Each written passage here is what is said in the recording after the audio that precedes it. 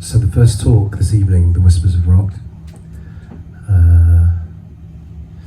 It's a great pleasure to have Anjana here this evening. We've known each other for a really long time, but through all kinds of different sort of strange twists and turns in the road. And then I heard that Anjana was writing this book, and I thought that was a really, really exciting thing. And obviously then you have that whole time to wait while the book's in creation, and you wait for it to come out, and now it's here.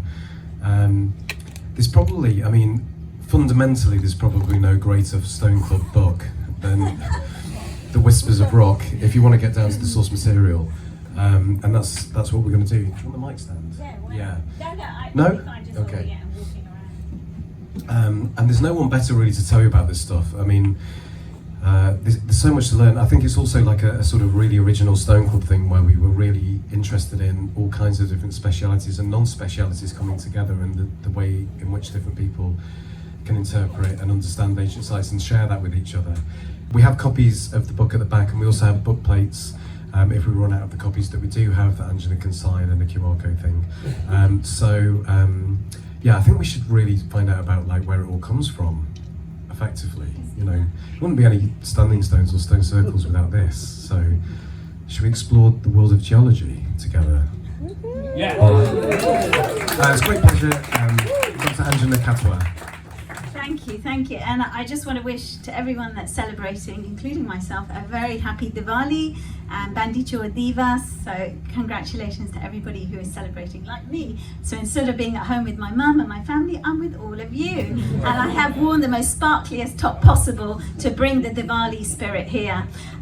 It's absolutely amazing to be here this evening. So thank you very much for inviting me, Stone Club. And what I really want to share with you today is this amazing book that I have just had published, The Whispers of Rock, Stories from the Earth. And I'm a geologist, so please don't shoot me, but what I want to share with you is a very gentle entry point into understanding how these standing stones that we all love, we all feel a connection with the rocks around us. I'm here to really walk you through, holding your hand into this quite complex and baffling science that I've spent a lifetime in, working in, and absolutely loving.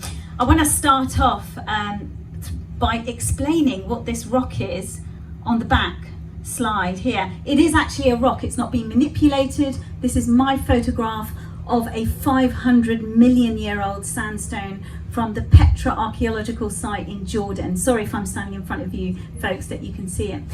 This is one of the most spectacular geological places I've ever been in my life. What you're looking at is a multicolored sandstone with lots of what we call crossbeds, and these are the stripes that you see in the rock.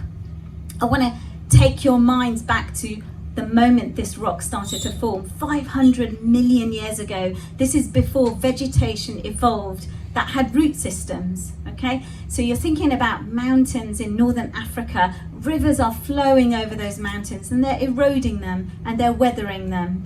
And those grains of sand that are picked up by those flowing waters of those rivers are now dancing over a broad, vast plain. And in those waters, the sand grains are traveling. And at some points in those riverbeds, the water slows down and those sand grains fall from the flowing water and they come to rest on a bank or on a riffle.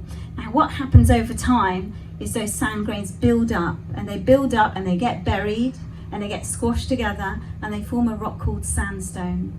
Now millions of years later, mineral-rich groundwaters seep through this sandstone which is buried deep underground, and the mineral-rich groundwaters contain manganese and iron oxide and all sorts of other interesting chemicals. And what those chemicals do is they stain the cement which is in between those quartz grains, and that's what gives this rock this absolutely beautiful colour. You can see turquoise, orange, pink, yellow. I've never seen rock so beautiful, painted by nature in front of my eyes. And if you ever have the chance to go to Petra, I hope you do. It is an absolute bucket list destination for anybody that loves rocks. And I really love rocks. And I really do. Honestly, my husband, he's a long-suffering husband who has to accompany me to lots of places to look at rocks. But you do get to see beautiful things like this. And it almost feels like the rock is flowing. There's a fluidity and a beauty to this rock that I cannot, I've done my best to describe it, and I describe it in the book. But you have to see it with your own eyes. You have to touch the rock to feel its whispers, to feel its story. And that's what my book is about. It's about reconnecting people with the beauty and the stories that rock holds inside themselves, because that's how we celebrate their existence on our world. My book brings together the science of geology, and I try to really bring you gently into this world with really accessible language and quite poetic ways to retell their stories, their creation stories. But what I've also done is I've spoken to Indigenous people all over the world to find out how they think that rocks were created, how landscapes were formed, and how they evolved. And in this particular talk, I'm going to reference 2 Indigenous stories from the Ngāi Tahu Iwi. They are in Te Waiponamu in Aotearoa, New Zealand. And there's another story that I'll reference that's from the Grand Ronde tribe in Oregon in the US. And as much as I can, what I will be using is the Indigenous names rather than the Western counterparts. The picture behind is a really beautiful landscape. I lived in Utah for 3 years, and these are slick orange sandstones that formed during the Jurassic period about 200 million years ago. And what I love about this particular landscape is that it tells a story. The sandstones were formed during the Jurassic period in vast sand seas. So you've got to think about deserts as far as the eye can see. You've got sculpted sand dunes that are moving and shifting because a wind is moving the sand grains, rolling sand grains across the slopes of sand dunes. Now what happens over time is, again, those sand grains come to rest, and they build up against each other, and over time those sand grains compress to form a beautiful sandstone, and that's what you can see in this picture here, that orange rock. But of course the rocks shift and change over time, and this landscape has been uplifted and exposed to the agents of erosion. And what you can see here is a feature in Utah called the Delicate Arch. So what's amazing in this picture is that you see this incredible process of the wind literally undoing its own work. What you can see is Delicate Arch is actually formed by a process called aeolian erosion. Aeolian, that means that the wind is winnowing out weak points in the rock and literally carving out these beautiful sculpted natural arches and bridges. The wind is undoing the work that it laid down 200 million years ago. It's amazing when you think about it. You don't have to go to Utah to see rocks like this. I was up in Liverpool a few weeks ago. They have sandstones there formed around the same time as these. And when I was walking through Liverpool, I saw the sandstones. I placed my hand on the rocks in the buildings. What you can see are the stripes. There are stripes in the rock. We call them bedding. And these are where the sand grains came to rest on the slopes of dunes. And that moment when I rest my hand on rocks like this, you probably feel this when you rest your hands on rocks around you. But when I rest my hand on that rock, the wind is caressing my cheek, it's ruffling my hair. And what I'm thinking is that's happening to me right now. I can feel the wind on my cheek. But when I lay my hand on that rock, I can literally touch a rock that was formed by an ancient breath of wind 250 million years ago that once moved these sand grains. And that is the power of touching rocks. It gives you that sense of traveling through time, deep time. It's not just scientists that do this. Indigenous people have been doing this for 20, 30,000 years. And this is such an amazing statement from a member of the Ute Nation, because all of these arches, natural arches and bridges that you see in the southwestern United States, the Indigenous people see them as portals to other worlds. And they will often be communing with the rocks. They will sit with the arches, they will sit with the bridges, they will sit there on what we call vision quests for weeks, for days. And what they will do is they will try and gain a sense of learning from nature, from the rocks themselves. So what they can do is take that learning back to their communities and help guide them through trials and tribulations of modern day life. And what's amazing is that they see this process of vision questing as time traveling. And that's exactly what I do as a geologist. When I uncovered this research, it gave me goosebumps. I thought, this is what we do as scientists. We do exactly what Indigenous people have been practicing for 20,000 years, 30,000 years. It's different. Of course, our processes are different, but we think the same. We are one and the same. And my book is all about how we can rekindle that sense of love and connection that we feel with rock. I felt this my whole life.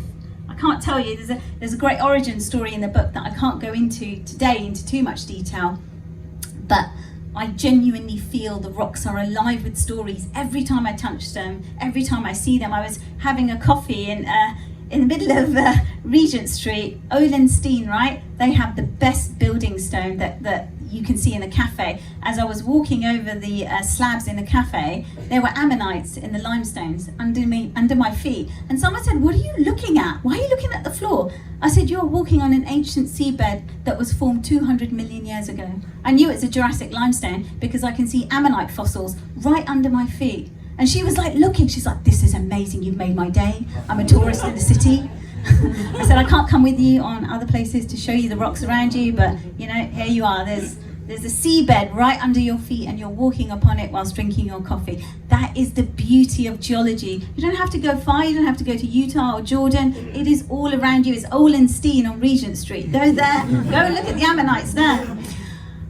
What I love about geology and what I love about being in that intersection between spirituality and science is that for me, the rocks are alive, they are animate. And doesn't Robin Wall Kimmerer speak about this with such beauty in Braiding Sweetgrass? She talks about rocks having animacy, having life. They are alive with stories. And a little bit of background about me, I'm from Slough. I was born in Slough, so please don't hold that against me. It's a great place, honest. But my parents are from East Africa, and way before that, 300, 400 years ago, my ancestors are from Rajasthan in India.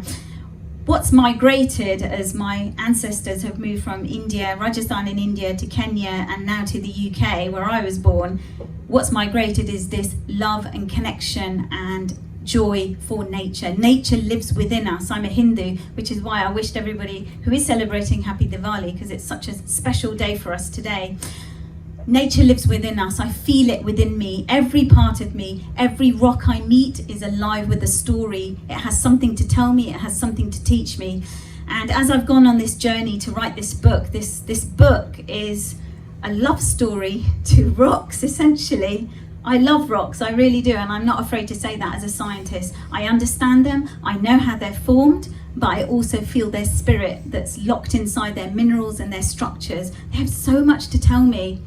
And when I started to talk to all sorts of people from all over the world, I felt the same connection with them.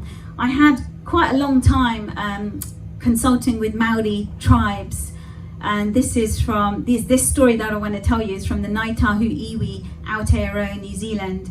And one of the rocks that's really sacred to them is a rock called Pounamu, and it's a greenstone, and it's so sacred. It contains a special life force. It contains mana.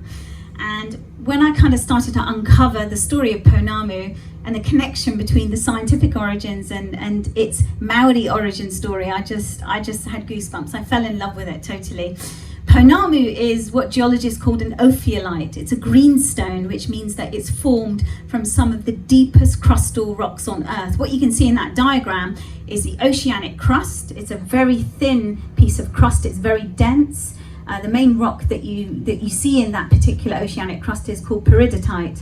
So what's happening in that diagram is that that oceanic crust is being pulled beneath the continental crust, which is New Zealand, and as it's being pulled into the mantle, it starts to melt. And as it melts, you get magma plumes rising up, and those magma plumes intrude into the continental crust above. They melt that crust, and they cause all sorts of havoc on the Earth's surface, which are otherwise known as volcanoes and earthquakes and things like that. Now, as those deep crustal rocks, the oceanic crust, the thin, dense crust that's sinking underneath the oceanic crust, some bits of those rocks splinter off and they end up on the land. This is what's happened in New Zealand, all along the coast, the western coast of Te Waipounamu. What we see are deposits of these ophiolites, these greenstones.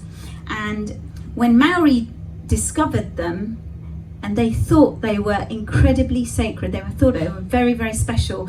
And what they did was they travelled along the west coast of Te Waipunamu, beginning to search for these very sacred greenstones. And what's remarkable is when I was consulting with the Maori community, they told me this story, and I thought, that's incredible. It kind of mirrors the formation of, let's have a look. Have I got that? It's the right slide up. Yeah, let's just do that. That's the one. That's what I want up. Their legend, the story of the formation of greenstone from Maori legends, was just interesting and beautiful. So I do want to share it with you. Once upon a time, there was a giant water being, a taniwha, known as Putini, and he is the guardian of Pounamu, the greenstone. And one day he's being chased by Hoaka, and Hoaka is the goddess of the sandstone. And the reason why he's fearful of her, of being caught by her, is in Maori tradition, Maori use Hoaka, the sandstone, to abrade and to carve and shape Pounamu. And that's why Pounamu was terrified. I mean, wouldn't you be if you were going to be shaped and carved by another goddess? So Hoaka, the sandstone, the goddess of the sandstone, is chasing Putini, the taniwha, a water spirit, who is the guardian of the Pounamu. As he's fleeing her, he sees a beautiful woman, Faitiki, bathing in a river, and he's like, falls in love. Amazing, it's love at first sight. So he steals her away. Her husband, Tamahua, comes and searches for her, and he's heartbroken. He cannot see her anywhere. So he performs a karakia. It's like a prayer, an offering to the gods to show him where the taniwha Putini has escaped to, and he's shown that Putini is now travelling along the western coast of Te Waipunamu, and he begins to chase him, and the chase continues down this coastline, and wherever Putini rests, the Pounamu manifests in the landscape. So as he progresses down the western coast, he ends up in the Arahura River at the end, in the southern end of Te Waipunamu, and this is where he realizes that Tamahua is never ever going to give up chasing him. So he's hiding in the river, he's holding Faitiki, he's in love, and what he does, the passion of his love, the pressure of being chased, he turns Faitiki into his own essence, and he lays her down in the riverbed. And hopefully I've got a picture of Pounamu in the riverbed there. So he lays Faitiki, he turns her into his own essence and lays her down in the river. And Tamahua realizes he's never going to reclaim his wife, he's never going to see her again, and he returns to his village in sorrow. But Putini then becomes the guardian of Pounamu. He already is, but he really is now, because he has to patrol the waters up and down the coast here to act as the guardian spirit of this incredibly sacred rock. So that is the incredible origin story of Pounamu from Maori iwi. And what I loved about this, and I talk about this in the book, is that Pounamu, the greenstone, is a metamorphic rock. It's transformed from peridotite, which is a deep crustal rock in the oceanic crust. It's transformed under heat and pressure to become a new entity. And I just, when you learn about things like that as a scientist, how science and mythology and folklore intertwine together, I don't know, it's just something, firecrackers go off in your brain, or at least in my brain. I wanted to share this with you as well, because obviously we have standing stones all over the British Isles. In Te Waipunamu, they have this earthquake memorial. What happens with greenstones, these Pounamu, is that they're incredibly sacred, as I said. So the word is tapu in Maori, it means sacred. The rocks are imbued with mana, so this is a life force.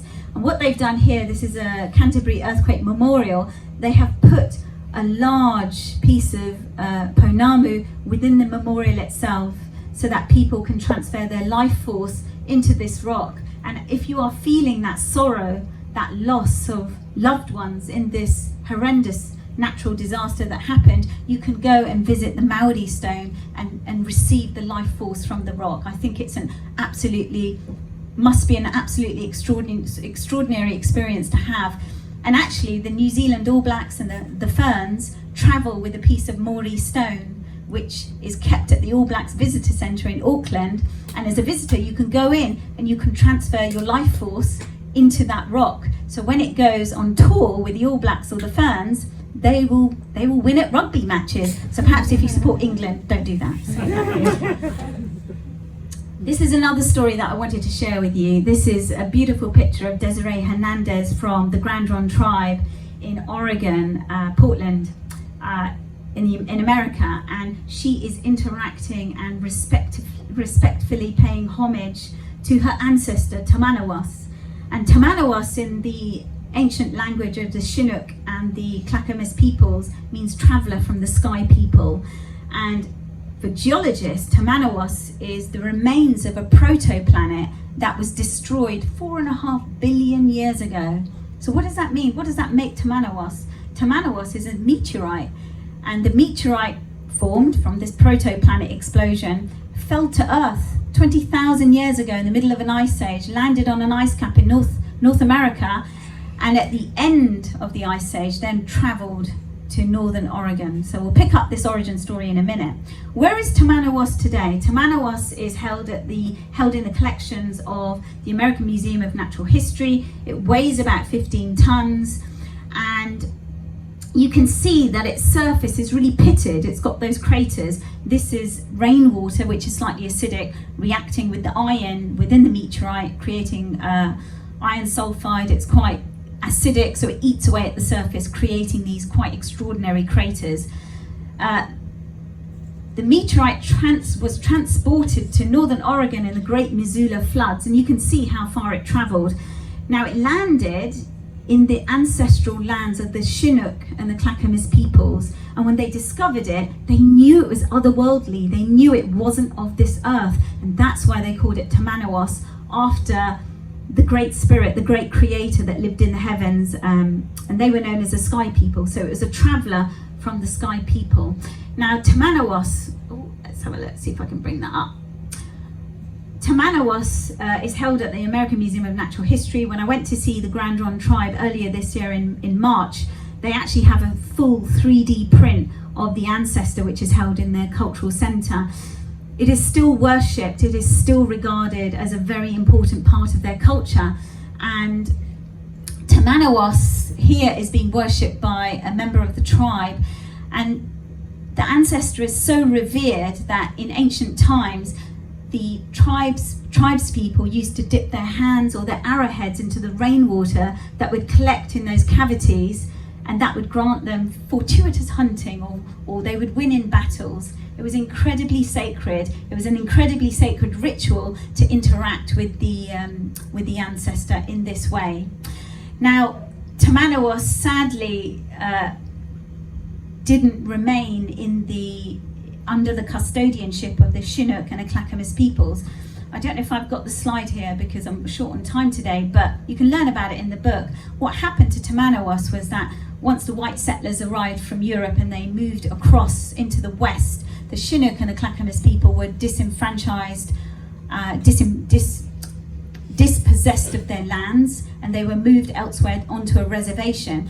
Then a white settler came along, I think his name was Elliot Hughes. He took Tomanowos, he stole Tomanowos away from the lands, and then charged people to come and see it. The Oregon Iron and Steel Company, who had taken over the ancestral lands of the First Nations people, then wanted to melt it down. They took it away from Elliot Hughes, said it was theirs. They wanted to melt it down, which sounds horrific. But in the end, they sold it to a person who then donated it to the American Museum of Natural History. Now, under the care of the museum, the ancestor was then sliced for science. And this, later on, when the Grand Ronde tribe, as they are now known today, when they found out about this, they were incredibly upset, very, very upset. And one of the tribal leaders described it as almost carving up the body of themselves, because Tomanowos is regarded as their ancestor. After a lot of legal challenges, the Grand Ronde tribe now have an agreement with the American Museum of Natural History that Tomanowos has a cared custodianship with their tribe, and they can go to the museum to kind of conduct ceremonies, which is what you saw Desiree doing.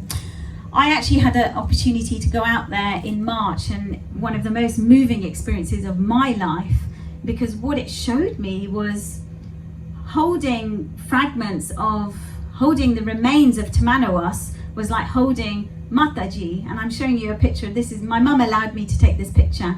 Mataji in our religion, in our faith, is an incarnation of Mother Earth.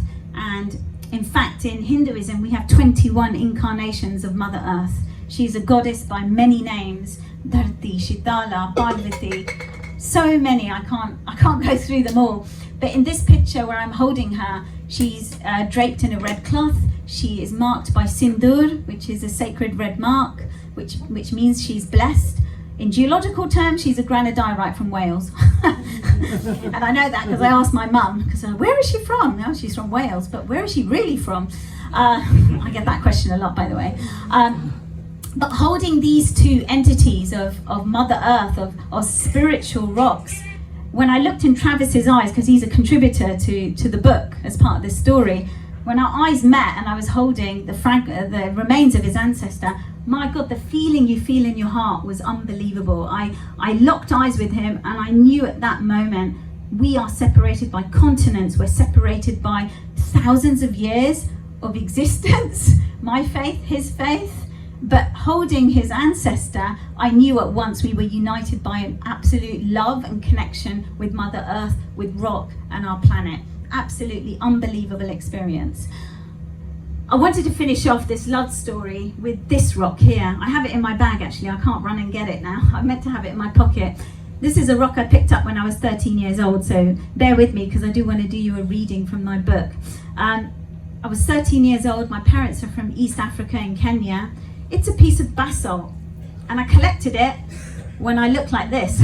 I'm really well dressed for fieldwork, by the way. This is what geologists wear. We wear knee-high socks, we wear plimsolls, and we wear our Sunday best dress. This is how I always go out wearing. I wear sequins, you know.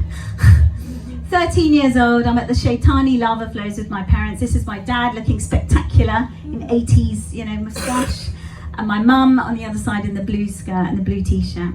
13 years old, I've grown up in Slough. I haven't really been out around any kind of natural environments because it's Slough, right? Walk across these incredible lava flows that formed 300 years ago from a fissure eruption. This is part of the East African Rift Valley system. And I pick up this rock and it whispered to me, and I would just want to read you very quickly, if I've still got time, Matt. I want to read you its discovery story about how the moment when I found it. Thank you so much. So the rock is going to tell you its story. Deep beneath the Earth's surface, I swirled with joy in an infinite display of geological acrobatics. But one day, a sudden force projected me upwards, and as I broke through the crust, I entered a strange new world.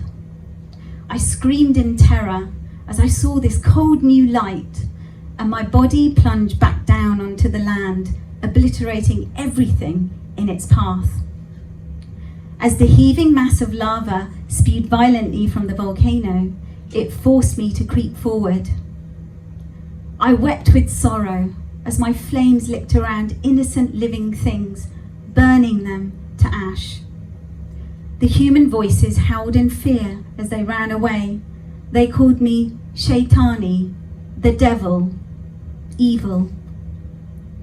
In my aching loneliness, I grew cold and weary as my body became a mass of jagged black rock that covered the land. As I slumbered for hundreds of years, my only companions were the wind and rain, settling me and soothing my fall. Eventually, I found peace, nourishing and supporting new life that had found a home in my cracks and openings. Then, one day, I felt her. Footsteps as light as air, treading over my surface. They moved with a delicate ease, avoiding my contortions that had caused others to fall and curse my name. She was different, aware, awake to my story. I whispered to her and told her my secrets. She nodded in understanding as she picked up parts of my body and put them in her pocket. Tell my story, I whispered to her as she left. Remember me. Thank you so much.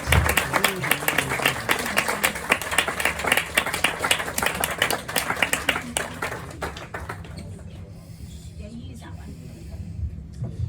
So we have a few minutes for any questions if anyone's got any. Also, we do have copies of the book at the back, and maybe you could find that stone as well. People could have a look. Yeah. I love this. I'm sort of always like, actually, I've got a stone in my pocket. It's green as well. I was watching that presentation and I was thinking, that's really amazing because it looks a bit like this one. So I found this. This is on from a beach in Iona. I took a trip from Dorset to Iona on public transport and by foot. It takes ages if you want to do that trip, and that's if the trains run on time. But it's really good. You kind of go. So I was going from Christchurch, so really close to where you live. So Christchurch to London, London to Glasgow, Glasgow to Oban, Oban to Mull, Mull to Iona. That was it. That's how you do it. Anyway, it's good, isn't it? It's great. I'm just having a look at what I need to know, and you'll learn. So basically, the book is your life skills as you move forward in Stone Club, because by reading this book, you'll gain the geological knowledge you need to go and see the stones out there in landscape. It's green. It's very smooth. It's been smoothed by rivers or the coast. I'm thinking it's either, because it's got a little bit of red in it, it could be serpentinite, which you do see up there in Scotland, but it also could be green schist, but it doesn't have that shimmer that green schist has, so I'm thinking it might be greenstone, proper greenstone, ophiolite. I love that as well, because you know the serpentine things that they make on the lizards near us in Cornwall as well, and you see all these things that sort of lighthouses and you know just souvenirs, basically sort of full of souvenirs. Do we have any questions? Any questions? Has anyone got pebbles in their pocket that they need identified?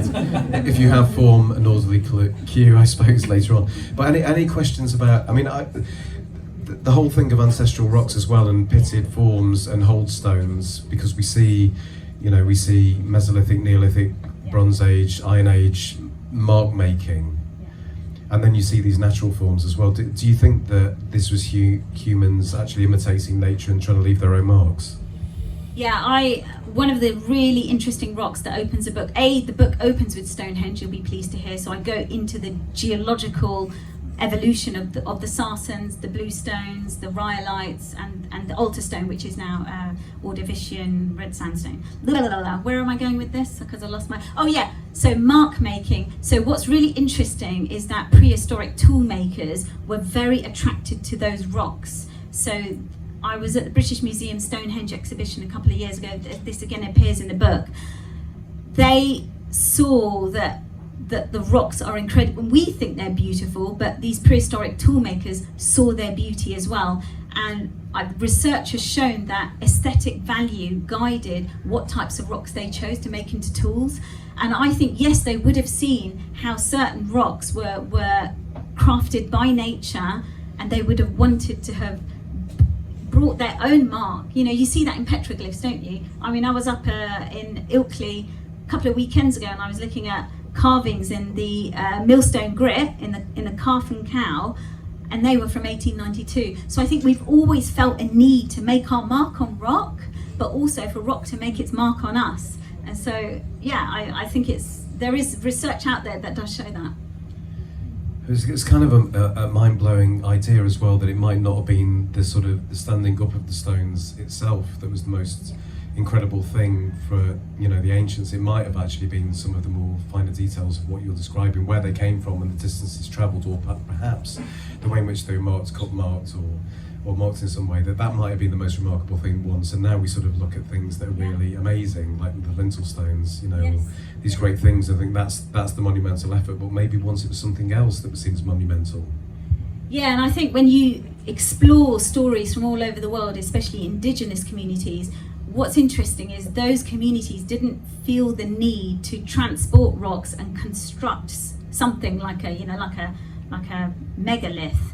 What they found, what their relationship with rock in the landscape was, and there's a beautiful story in one of the chapters about Tisayak, and Tisayak is known to us in our Western tongue as Half Dome in Yosemite, and there is obviously Uluru as well, but what I found talking to indigenous communities is that they see the landscape as part of their own lives. Just like me, they see nature existing within them and around them. So these enormous granitic peaks in Yosemite Valley become their ancestors. They are their ancestors. They look at them, for teachings and for guidance for how to live their lives. I can't go into it for too long because we've got another talk, but the stories in the book about Tisea, absolutely stunning story.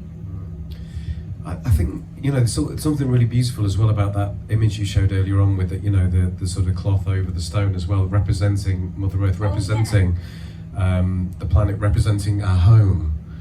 And the way that's treated as such a beautiful and sacred object, and the fact that you could have sort of a miniature version of something that embodies or represents that. And I feel like that's definitely why I always have a stone in my pocket, or or in all pockets, full coats all the time. But there's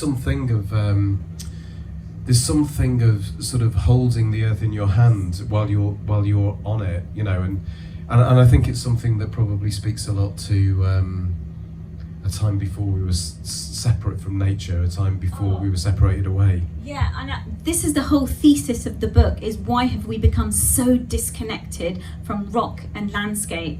And what I'm trying to do in the book is explore the reason why, but also how can we reconnect that sense of being and self and love for rock? Because I think one of the key, this is my real soapbox, but we all feel love for the traditionally seen as the living aspects of nature, the trees, the wildlife, the birds, and now rivers. But why not rocks? Why do we not love rocks? It's because they don't move, they don't change within our lifetimes, but they almost are invisible to everybody. We walk over them. The woman in the coffee shop never saw the limestones under her feet. She never even knew there was ancient marine life right under her feet, but you will notice a fox that runs across the street, right?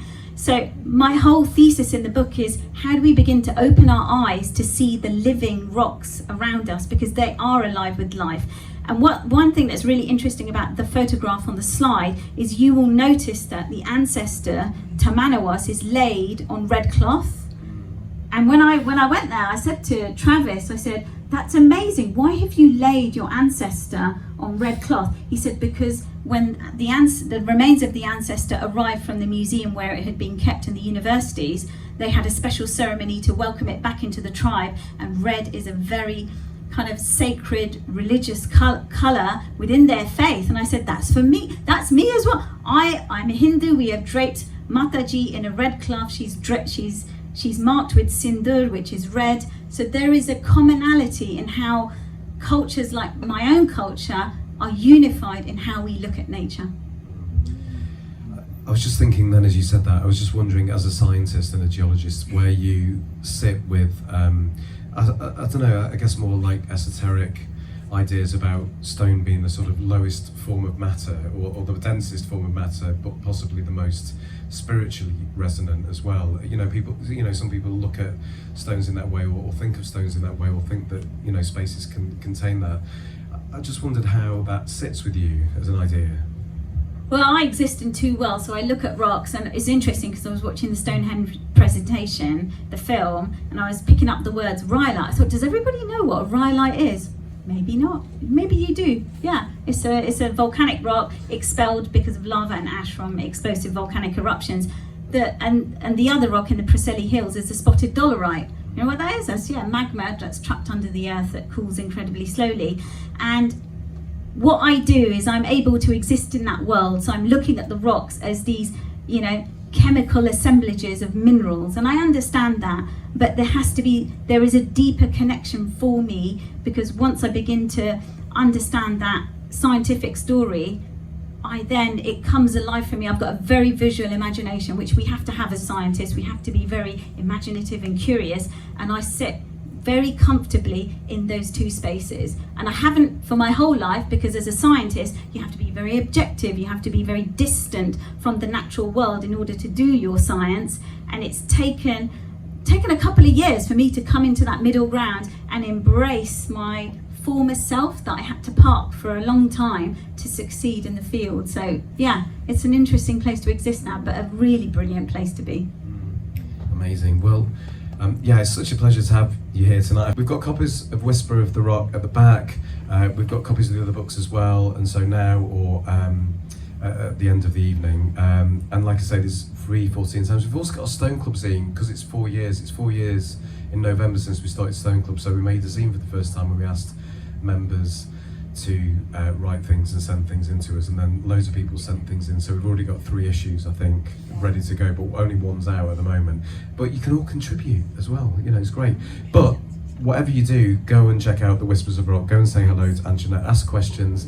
Thanks for coming. We're going to take like 10-15 minute break, and then we've got 2 more talks for you this evening, so don't leave, just be really quick. Go and like have a wee, get a pint, have a fag if you smoke, but do come back as soon as you possibly can, like 10-15 minutes. We'll see you back here. Thank you everybody. Thank you Anjana.